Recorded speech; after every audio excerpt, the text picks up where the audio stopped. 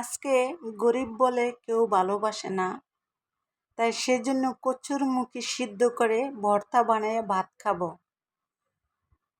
তাই আসসালামু আলাইকুম, সবাই কেমন আছেন? আপনাদের সাথে আছি আমি মামি ঘরোয়া ব্লগ। দূরে এবং কাছে আমার প্রাণপ্রিয় ভাই ও বোনেরা, পুরো বন্ধুরা যে যেখানে আছেন, আশা করি সবাই ভালো আছেন, সুস্থ আছেন এবং নিরাপদে আছেন। আপনাদের ছোট বড় সবার দোয়ায় এবং ভালোবাসা আলহামদুলিল্লাহ আমি আমার ফ্যামিলির সবাইকে নিয়ে ভালো আছি।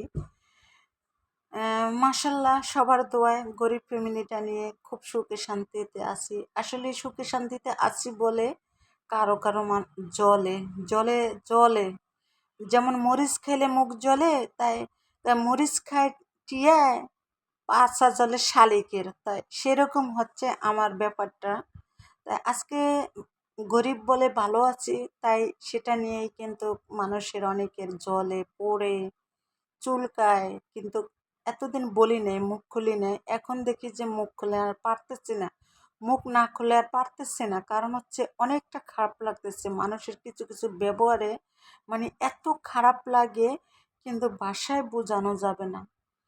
সে আপন হোক আর সে পর হোক, যদি ব্যবহার খারাপ করে তাহলে আসলে অনেকটা খারাপ লাগে, অনেকটা খারাপ লাগে।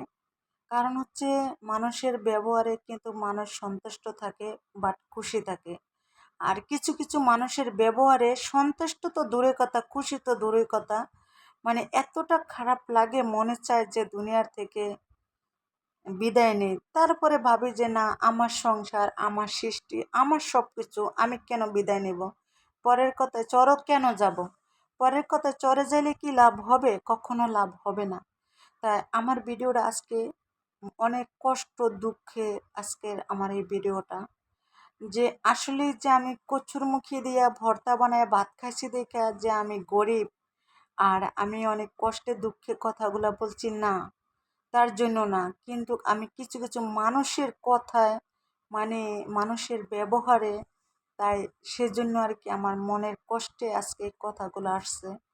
তা নাহলে কিন্তু আমার অনেক ভিডিও দেওয়া, কখনো কোনো দিন কেউ পাইছেন যে আমি এত মন খারাপ করে বা মনে কষ্ট নিয়ে কোনো দিন আমি কথা বলছি? আমি কোনো দিনও কথা বলিনি। কিন্তু আর একটা ব্যবহারে যে আমি এতটা কষ্ট পাইছি যা আসলে ভাষায় বোঝাতে পারবো না। তারপরে মনে মনে ভাবি যাই হোক, পরে কি বলে সে কথা কিছু আসে যায় না, পরের কথা কিছু আসে যায় না, নিজে কি করি সেটারই বেশি দরকার। আর যখন আমার আসলে যে পরের কথায় চড়ে যাবো, সেটা ভাবলাম না কেন জানেন?